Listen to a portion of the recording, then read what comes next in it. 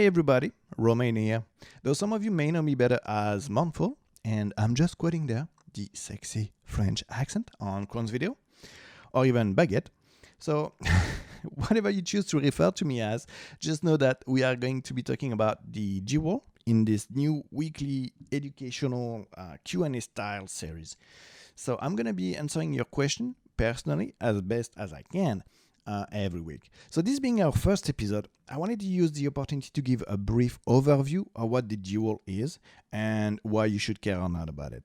So if you are, maybe you already are a dual subscriber, or maybe you have just been hearing about it on Krown streams or read about it on Discord, I'm going to be giving some in-depth examples and insight in this first video and show basically what I like to do and what and how I use the dual in a broad sense in my everyday trading life.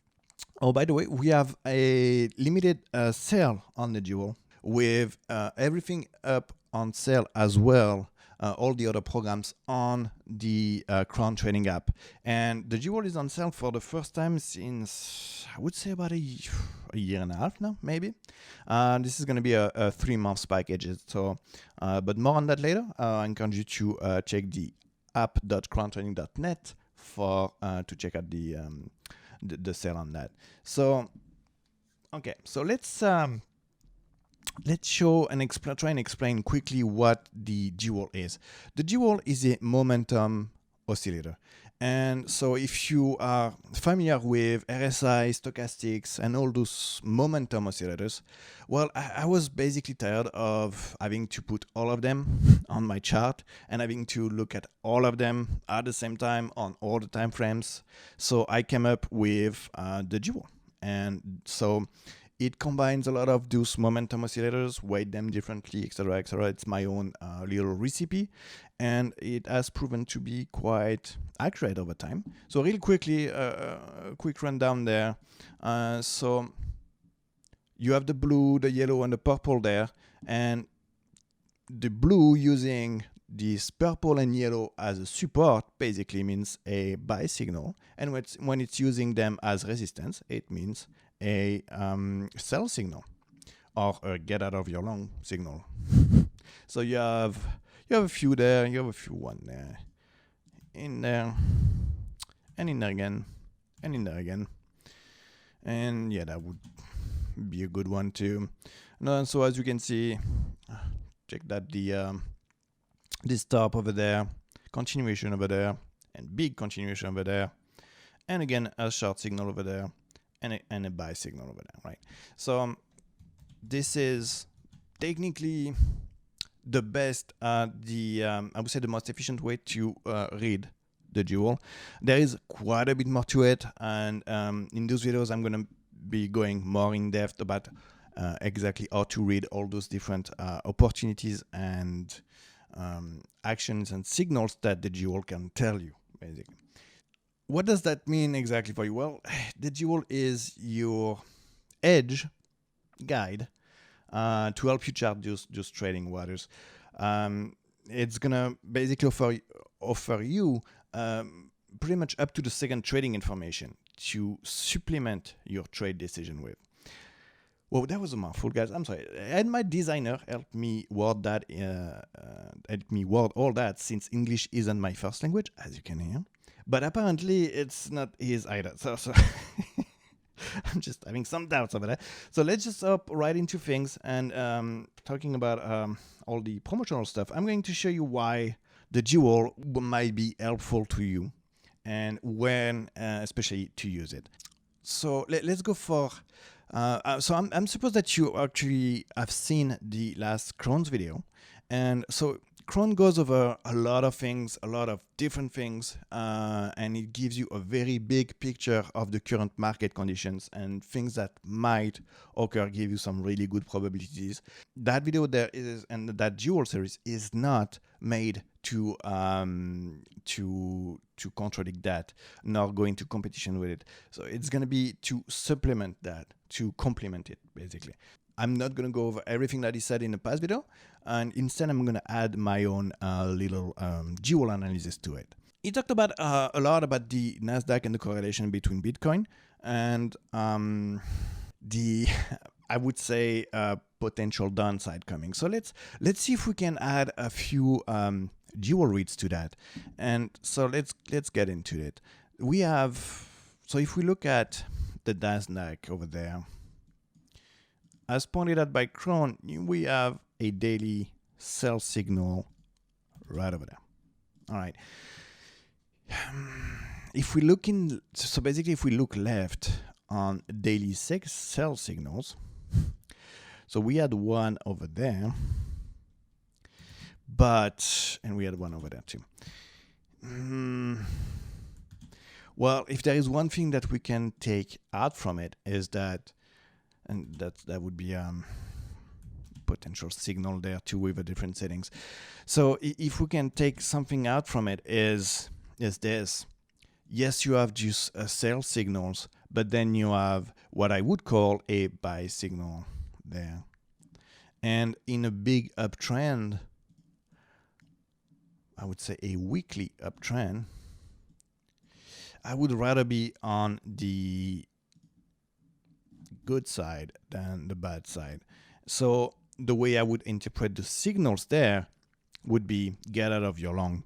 That would be your long entry, because these horizontal lines there, as you can see, it's on the 38.2, which means that it's basically a Fibonacci level, right? So when your blue comes over there, it technically is an entry signal, especially when you have a big uptrend like this coming up. So it shows you the big entry there, the long, and the long over there again. And that would be your take profit signal with this short signal over there. It told you about that one. Definitely a get out of your long, and I hope if you were long, I hope you got out. And I would even say this is a short signal, even though it's down there already. So the momentum is already pretty much down. Yeah, I would probably have played that, especially after such a big drop, which COVID, how many? That screwed things up for us, right? So anyway, so we have a sell signal over there.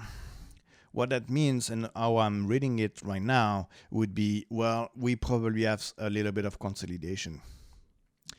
And what I would be waiting for would be something like this again. I go like this, right? And that would be a long entry signal. So if you are long from somewhere on this uptrend, I would definitely take some profit there and wait for a decent pullback with an entry signal on the dual that we hopefully are going to see. So this is the most basic way of using it, using the dual. What I like to do personally is I want to know where the money is flowing, right? And since I'm mostly trade on Bitcoin, I'm going to focus on that. But I mean, the principle is going to be true for pretty much anything.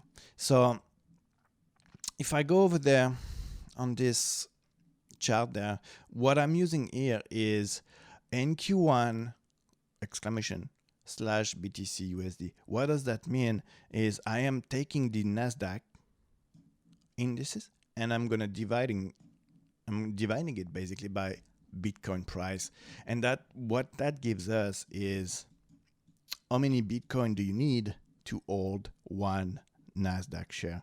And so we can see over time, of course, Bitcoin came much stronger than Nasdaq, because right now I just need one Bitcoin to hold one share of the Nasdaq, right? So, but the interesting part about all that is, where is the money flowing? And if we look at, we can use that to gauge the money flow. So if we look at over here, this would be technically a buy signal over there. So you know that the money is going to be flowing from stock market to cryptocurrencies, right? And when we see this is actually a sell signal. So you know that the money is going to be flowing from stock market, Bitcoin to stock market, right? So and so what we can see here on this this is actually a weekly chart. So what we can see here is not only are we strongly correlated, we also have kind of a resistance there. So if what I'm expecting, and this is because of the read of that signal over there, the yellow, purple, and blue are kind of thinking with the bearish, I would say bearish zone. So that would be your bearish zone, that would be your bull zone, right? And the neutral zone. So what I'm taking it from this plus the horizontal resistance that we have here is we need to see, if you are a Bitcoin hodler, then you need to see this. If we go like this, it means that money is going to flow again from Bitcoin to and cryptocurrency to traditional market. Not necessarily good, because on this Nasdaq chart we already have a sell signal. So if on top of that money flow from crypto to stock market, that might be bad in the coming weeks, basically, right? Makes sense. So what I also like to do is add a little bit of it and compare it to gold. And if you look at the comparison between XAU USD and BTC USD, so basically the comparison between gold and Bitcoin, and I'm using the exact same formula as the Nasdaq to Bitcoin. So is the money flowing from metals to cryptos or not? And if we look at the jewel, so we had a big flow from gold to Bitcoin, and we have pretty much the same, I would say, resistance line than for Nasdaq. And again, we are just hitting it. So there is a chance on the momentum side, as long as I would say the yellow and the purple there don't go too hard in the bearish zone, there is a chance that Bitcoin keep growing up against gold and Nasdaq. But there again, if the blue goes too high, goes to that 618 level there, then money is going to flow from Bitcoin to gold. So at the end of the day, you're going to have a lot of going out of cryptos to gold and Nasdaq if the momentum keeps going that way. So that can give you a little bit of insight as to what's to come in the next weeks and where the money might be going, right? Because at the end of the day, is what you want to know is the momentum, the velocity, and the flow of money and where it's going. And you want to be on the right side of that flow. You don't want to go counter flow, right? So now let's go a little bit more in depth with the jewel and the daily analysis there. So there again, as you know, blue is using those level as resistance right over there. So we are definitely hitting some momentum resistance, and there you go, right? This is the drop down. So what we can expect from it is exactly like we talk about Nasdaq and the comparison to gold and Nasdaq over there is the daily might have a bounce on that one, which would match the bounce on this support line, liquidity zone, whatever, however you want to call that, I would say. So support zone ish, and so here's the thing, guys, right? So if the blue bounce and use again the yellow or purple as resistance, that might just be bad, because breaking down here would make the flow against gold here and would make the flow against Nasdaq over there, right? And so that might be a big one that moon boys might not like. Okay, so that's for the big picture. Basically, yes, the daily is going to decide everything. You want to see the blue go over there, and you don't want it to go into the bearish zone. So something like this, you know what happens when it goes into the bearish zone and use it as as resistance, then that's the kind of drop you get, right? So we want to avoid that for a Bitcoin enthusiast. And if you are a traditional market enthusiast or gold enthusiast, then that might be the time to get out of cryptos and into those assets over there. Up to you. I'm not a financial advisor. I'm just giving descriptions of what I see on my own indicator. So yeah, we don't want to see this. We want to see this for Bitcoin. Okay, so taking it from here, we can go into a little bit of lower time frames, and this is the idea, right? We have a big consolidation period over there, right? This has been going on for the past 2 months now almost. So consolidation period, what I like to do, scalp, and we can take the jewel as well for those little scalps and signals. And if I go down to 2 hours, wow, you have some magnificent one, I would say. That is a 2-hour scalp for you. That was a long signal over there. There's a one for you. Long signals. Good scalp, right? As long as you know when to exit, and keeping in mind this is consolidation, so you don't want to get your entry and just hold that forever thinking, yeah, moon time, 20,000. No, this is consolidation. You have to take it easy. It's a scalp, right? So that's what I personally do in those time frames over there. You either play options or you scalp. That's what I do. I scalp. I like to. That's the thing I do in consolidations. You had another long signal over there. You have a short signal right over there. So the jewel is going to work magnificently in those, especially in those type of situation when you have big consolidation period. You want to know the direction, the momentum of the consolidation. Well, easily take the jewel there and make your long and short scalp rather easily, I would say. So that's the rundown. I'm gonna go more in depth in the next videos, of course, because this one is the first episode. So this is more like a very basic rundown of things and how I like to have a look at the overall market and conditions. So just as a quick reminder, we have a sale coming up on the Krown training app. All the programs are on sale. All the awesome Krown technical analysis options programs are on sale with 20%.